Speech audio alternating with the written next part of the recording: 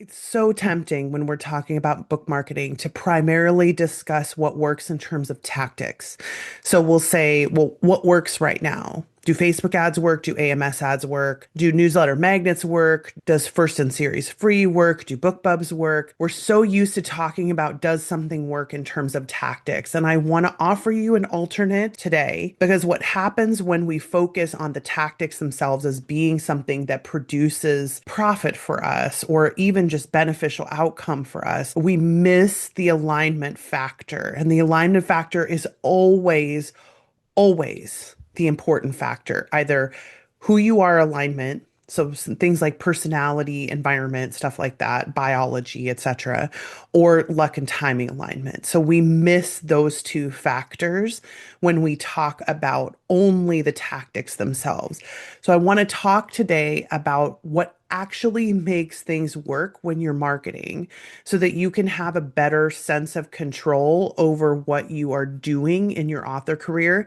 And remember back a couple of episodes ago when I said, hey, one of the things in 2026 is I want us to quit some stuff. I want us to quit the stuff that's not working. Hopefully, this set of criteria will help you to understand how to align yourself to what's actually working for you and what is the most likely to work for you. So let's get into it.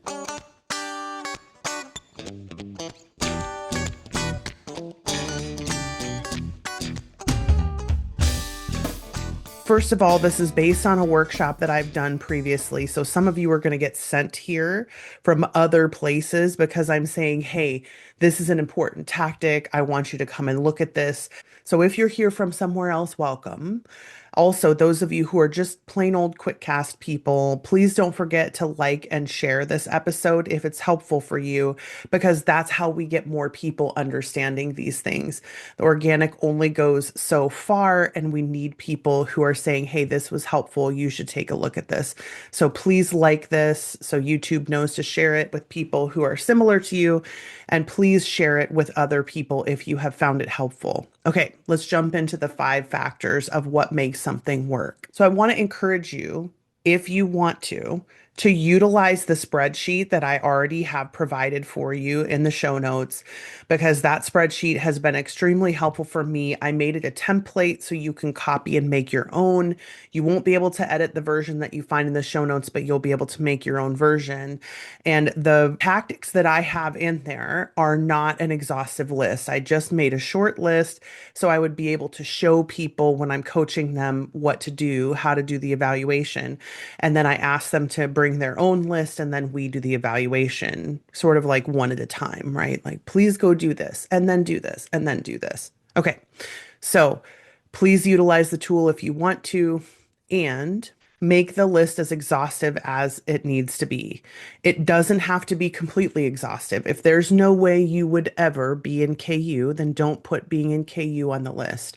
If there's no way you would ever do TikTok, then don't put TikTok on the list. Just make the list for you, make it work for you, and then prioritize from there, because it's not realistic to expect yourself to evaluate something that you know for sure is not going to work, you know you won't be doing, or you don't have the money for it, or whatever. So make the list yours and then jump into the 5 factors. So these 5 factors are based on what works. And when I say what works, I don't mean what works for everyone, because nothing works for everyone. Every single thing that works for people works because of a combination of their personality, skill, capacity, etc., and also luck and timing. So there's only so far that hard work and talent can bring you. Then the rest of it has to be luck and timing. So there is that alignment in terms of the Loki alignment, right? But then there is additionally a personality alignment that is important because you get better faster at things that you're good at. So we'll talk about that in a second. But these 5 factors of what works are me listening to 6,000 plus individual authors, listening to what works and what doesn't, evaluating it based on trying to understand why things are happening. If you remember, the original tagline to this podcast was anyone can tell you what works for them, and they can say it might not work for you, but they can't tell you why. I can tell you why. That is what I'm doing, is I'm trying to do my best to listen and ask questions and understand and then attribute the success to the correct factor. Like what is really causing that success? And so me listening and evaluating and trying to apply to the correct factors. And then beyond that, so this is me listening and evaluating 6,000 plus people and then distilling this down into the five factors of what works for people based on where they fall on these different scales. So let's jump into factor number one. Okay, number one thing that determines what works, how much do you enjoy doing it? And you might think that is a weird thing to evaluate on because, well, it can't possibly just be that I like to do this or that they like to do this. You would be surprised at how much farther people will go into doing a thing that they like doing, that you can have some competence at something, but if you hate doing it, then you're going to want to do other things that you like doing better, even if you get an outcome from this that might be reasonable. But how much you enjoy doing something, how much you want to do it. If you don't like the word enjoy, use want. How much do I want to do this? And I like to rank this from 1 to 10 factor because I think it's important to associate numbers, which is why we're using a spreadsheet. I know this might be uncomfortable for some of you to do the evaluation. And if this is uncomfortable, you can just use your intuition. I'm fine with that. But I want you to still evaluate yes or no, low or high, medium, zero, whatever your factors are. I would prefer that you use numbers when we do the coaching. I ask people to use numbers, but start off with, do I enjoy doing this? And to what degree do I enjoy doing this? Do I want it? And 1 to 10. And that's the first column of the spreadsheet. That's the first factor. Enjoying doing something, wanting to do it, means that you get energy pennies out of it. So that means you're going to have more energy to do it the more you do it. And it is amazing how much you will hear people say when they start to do like ads optimization and they really enjoy ads optimization. They'll start to say, oh, I found this thing. Oh, I discovered this. Oh, this is, oh, look at this. And they get excited about that discovery that they've made. But they're partly making the discovery because they enjoy doing the thing. So please trust me. Number one factor is, do you want to do it or not? 1 to 10. So start there. 10 is high. Yes, I absolutely can't wait to do this. It's so much fun for me. I want to do it a lot. If you're not into fun language, I want to do it. It's exciting to me. It feels engaging. One is I have no interest. I just don't want to do it. So on my 1 to 10 scale, I have on my list test cover variations with your audience is a one for me. I have no interest in doing it. It is not going to be exciting for me. Whereas with Crystal, who's my best friend, she's a marketing professional. She loves doing that stuff. She loves iterating. She loves understanding and testing and knowing the signals of covers and stuff like that. We did a deep dive a while ago onto what makes covers work on our crowdcast, and I'll put that in the show notes so you can see her talk about this. She gets so excited about, oh my gosh, this, and we learned this thing, and then we did this, and we changed this, and when we tested these covers, and this is what we found, and she just loves it. So she does a great job at it. I hate it. So it is pulling teeth for me to do that. I want to just have someone show me a cover that they think is really good for the market. And I look at it and like it. And then I ask Crystal if it's okay. And she says yes. And then we just go. I don't want to do a lot of testing, even if it could optimize something. So for me, as a coach, objectively, someone hating doing something is the most important factor, and someone loving doing something is the most important factor in terms of, am I going to suggest that they focus a lot of their time on it? So 1 to 10 scale, do factor one, go.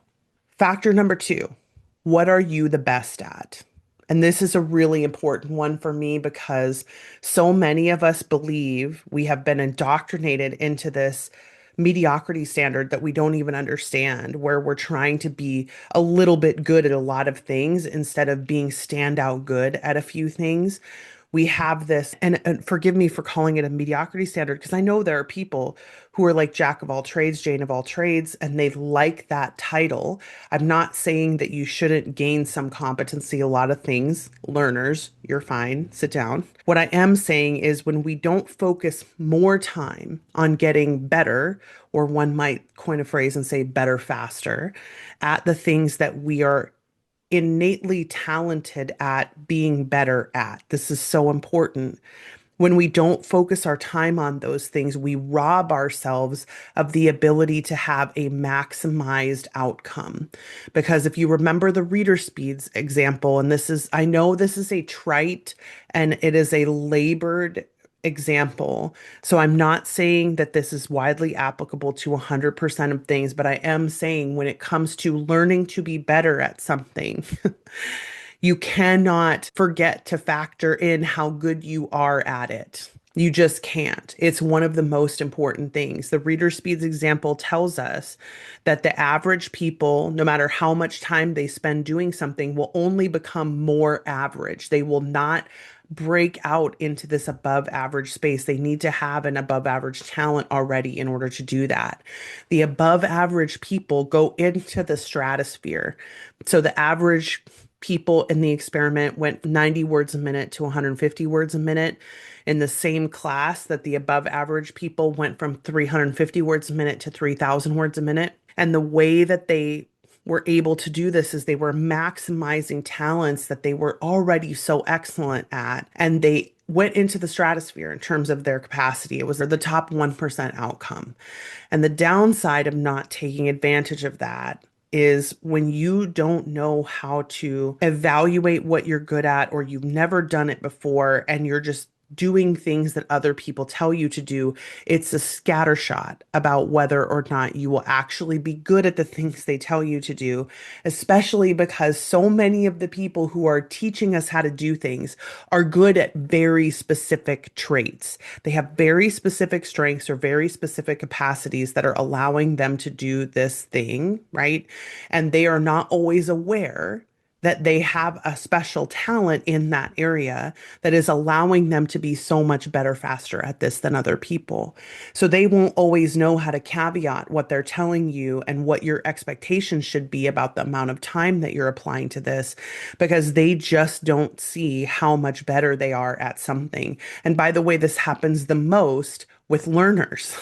With learners in the Clifton strengths, because learning is so easy for them and it doesn't seem like a special talent, because it seems like anyone should be able to reach capacity at anything. Then they say things like, well, if I can do it, anyone can do it. Well, you should be able to do this. Well, anyone can learn how to do this, etc.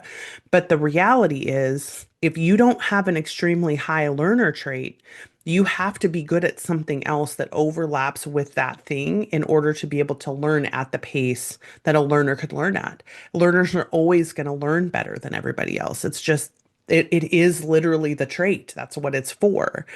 And so anyone who is encouraging you that you can learn to be where they are at anything that you want to be, is not telling you the truth. They may not be intentionally lying to you. They may be lying to themselves, but it is not possible to reach that level of competency at absolutely anything. You have to have that natural capacity that you're maximizing in order to get there. The good news is you can get to being great at AMS ads or Facebook ads or newsletters or Facebook or whatever with a multitude of different strengths. It's not like there's only one that can get you there, but you have to be willing to take into account, how good am I at this? So here's a good for instance that I use a lot when I'm teaching this methodology. If you listen to people who are very good at writing to market, and I did a video on the 7 deadly skills of writing to market about a year ago. And if you listen to people who are very good at it, they say, just do this, just do this, just do this. And what they're justing are things that they have an incredible capacity for, that they have either learned and added to their talent, or they had a natural ability for it. And you are just not able to access that from them because they have talents that you don't have. You have holes in your skill chain that you don't know you have. And it's affecting your ability to execute on their tactics. And if you don't take into account how able you are to do something. And I don't just mean how able am I to optimize AMS ads, because if I'm high in learner or high in strategic or high in context, which are all Clifton strengths, right?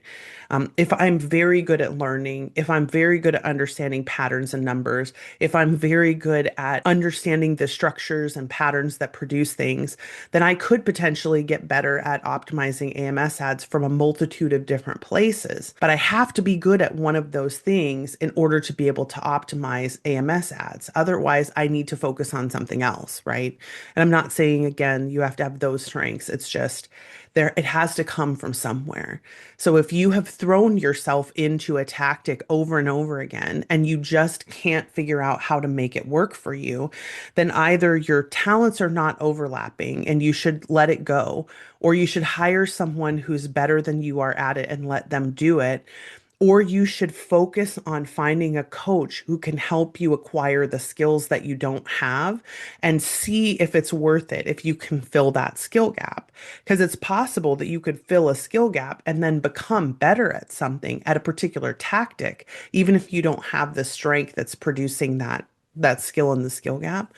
And it's possible that a good coach or a good consultant or someone who's really experienced at it, who's also like interested in developing people's capacity, can help you find it. But the likelihood is higher that if you apply yourself in something you are already better at and you optimize that, and this was the suggestion that I give people when they're looking at optimization.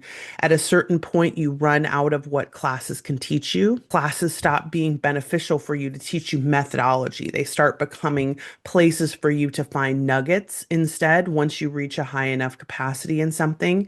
So then you either need to go outside of this industry to get help in that area, or you need to find an expert who can consult with you and help you figure out how to level up, how to make yourself go to the next balcony.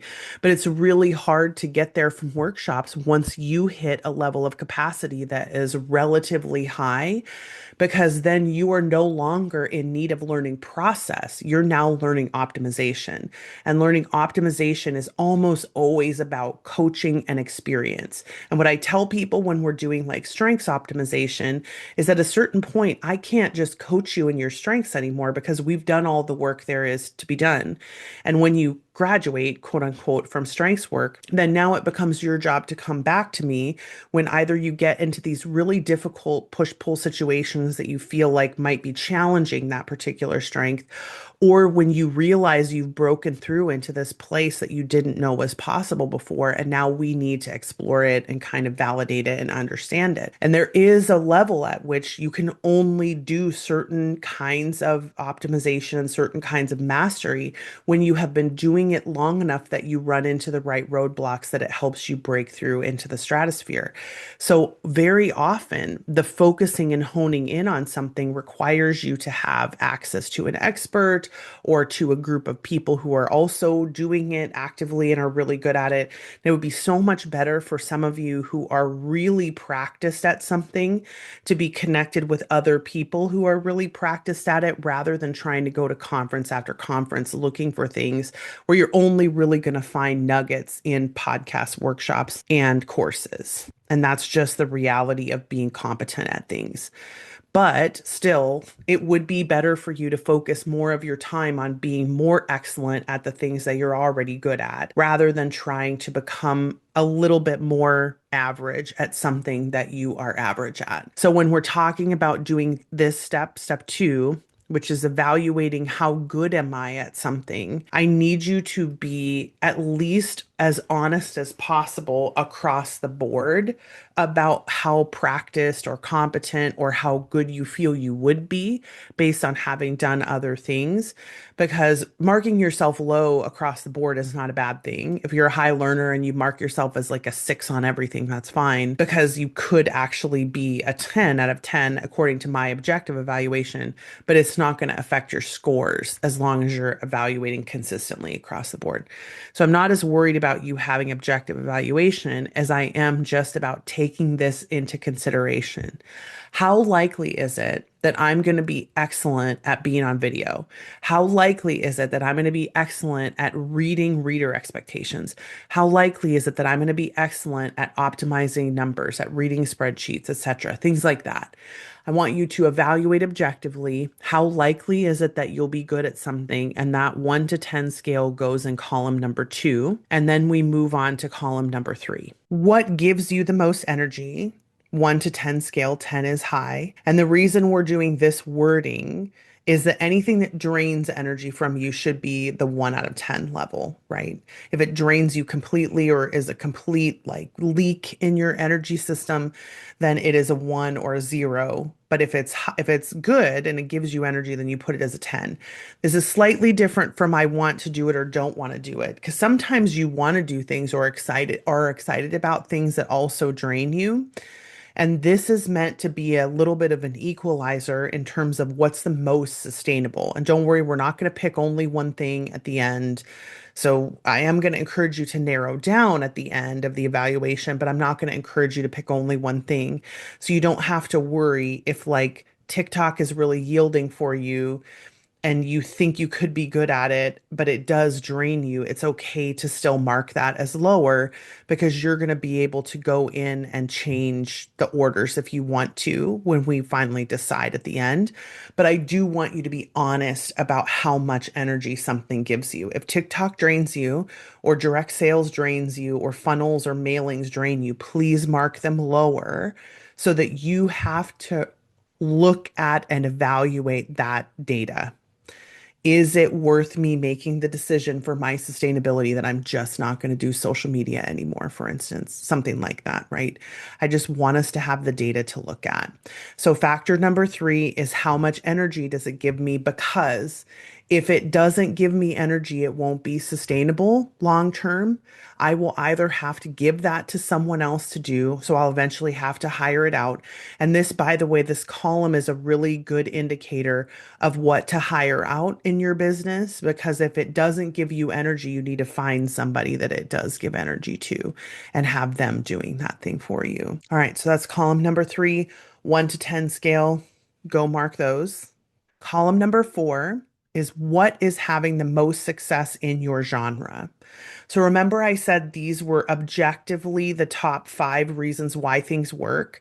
It is absolutely a factor if TikTok is having a lot of success or Kickstarter is having a lot of success in your genre, but it shouldn't be the only factor, because you still have to want to do it, be good at it, and it has to give you energy in order for it to be sustainable. So no matter what, I don't care if it is the easiest thing in the world to do, if it only takes you a second to do, if it drains you and you don't like doing it, it is not going to be sustainable. So if you want to do it and it doesn't drain you, then you can put it higher. But I don't care what the tactic is, it's not going to be sustainable for you. And in that case, it would be better off not to have the growth if it's not sustainable, because you always want to make sure you'll be able to hire around and manage growth when it happens. And if you can't keep doing something for very long, then it's not going to be able to sustain your business. And that's eventually going to cause more pain points than not. So we want to make sure that the growth is sustainable when it does happen. So, how do you find this out if you don't already know? I suggest that you join some Discord servers where you have access to other authors. There are a couple of really giant Discord servers. I mean, we have one also, and I will try to link that in the show notes if I remember to do that. But I'm not encouraging you to join ours necessarily unless you really want to be part of our community. But I am encouraging that you try and join other servers to find authors who are in your genre, where you can look at and understand, like, what are people doing that's working? What seems to be the best tactic right now for the readers, right? Because ultimately the tactics are based on what readers are responding to. That's what you're looking for, is where have we curated some pockets of people who are clicking on things, right? Like for a while, Book Talk was primarily responsible for selling an awful lot of contemporary romance and romantasy, right? And it may still be doing that by the time this video airs, but by the time you're watching it, it may not be doing that anymore, right? So like it is important to stay as connected as possible in in immediacy when you're deciding what to do and what not to do. You don't have to be that way all the time, but you need to be able to have somewhere that you can at least go to, even if you aren't there constantly, to be able to ask questions or understand or see what other people are doing. And so I recommend the larger Discord servers, and I recommend some of the larger Facebook groups if you are on Facebook, which not everybody is, and I think that's wise. I would love to not be on Facebook. We'll see. 2026 may be the year. We will see. But that's factor number four. What is working in your genre? That is important. It's an important factor. It's not the most important because, in order for it to work for you, besides the luck and timing, it also has to be something that you want to do and that is sustainable for you and that you are at least relatively good at. So you can choose to weight this one higher if you want. You can do a 1 to 20 scale on this one if you are like, I don't care. I want to make sure that I'm doing things that are good in my genre, but still take those other things into account. But this one, I would prefer that you do just a 1 to 10 regular weighted scale like all the other factors because it is not the most important factor for whether it will work for you. And then the final factor is what fits the best in your financial model. So if you are a person who has money to spend on ads, then running ads would be a 10 out of 10. If you have less money, but you want to try some, you'd be closer to a 5 out of 10. If you have no money and you can't run ads, you would be a 1 out of 10. So that's how you kind of evaluate those factors in terms of putting numbers on those. And as long as you're using the same scale, like if you want to do 10, 5, 1 for everything, you can. If you want to do 1, 2, 3 for everything, you can. But like that, it depends on what you want to do, right? So for me, I think the most important thing is to objectively evaluate whether this will work or not. Is this a tactic where there's a high price tag associated with it? Then, like for, let's say, hiring a translator, that has a high price tag associated with it. I need to know that it fits into my financial model. Am I making enough profit that I'm going to make that money back, reasonably speaking? Is it a reasonable investment for me or is it speculation? We have a previous video on that on this Quitcast. But I want to make sure it fits into the financial model. No matter how easy or fast it is to do, no matter how many other people are doing it, it has got to fit in with your finances. And those are the five factors. I know people want it to be easier than this. They want it to be, well, this is working in romantasy, and so I need to do this. But hundreds and hundreds of you have done that with TikTok and not had success with it. And some of the reason might be luck and timing, but also some of the reason might have been caught if you had evaluated this, right? Some of you are on TikTok against your will because everybody keeps telling you it has to work, it has to work. And you just keep doing it because you feel like you have to, but you're not evaluating whether it's working or not. But if you look at this, if you don't want to do it and you say it's a 1 out of 10 for me, then it will show up lower ranked than other things, right? So the goal is to get accurate rankings in all five categories for everything that you think you should be doing. And then the goal is to put the sums at the end and then rank them in order of sums. And you'll see when you get the spreadsheet that I have a couple different versions of this. I have a blank version and then a completed version. And in the completed version, I've not only ranked them, but I've reprioritized some of them and made some notes about things just so you can see like the final product for this. But I do think it's important to go through an evaluation of this nature because it helps you to be able to prioritize things that are the most important. And then going into 2026, what I want to see us do is narrow down on the things that are the most likely to work for us. So if you are doing things that are not yielding for you and you don't like doing them and they end up showing lower on the list, please consider quitting doing them in 2026. Consider that being part of your evaluation process and consider not doing them anymore. Especially the things that are really draining you that show up low on that drain number.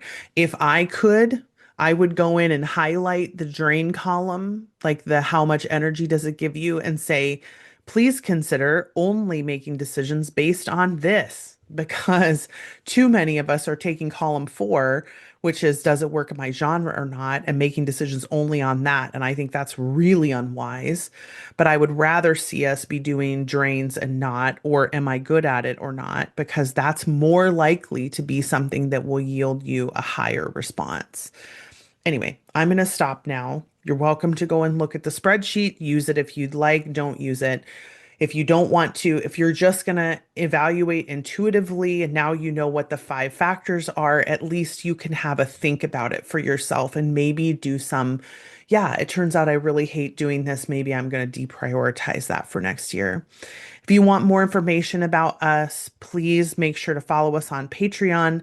If you can hit like and share, especially now if you've made it to the end, this is the most important moment to hit like and share because that tells YouTube that you watched the entire video and it was really helpful and you want everyone else to know that it was helpful. And we need you to help us get the videos out to more people like you, more writers who want to know how to do this for themselves. So I hope this has been helpful for you. Please consider subscribing. Please consider joining us on the Patreon. But otherwise, if all you do is just come back to another video, then I will see you in the next Quitcast. All right, thanks. Bye, everybody.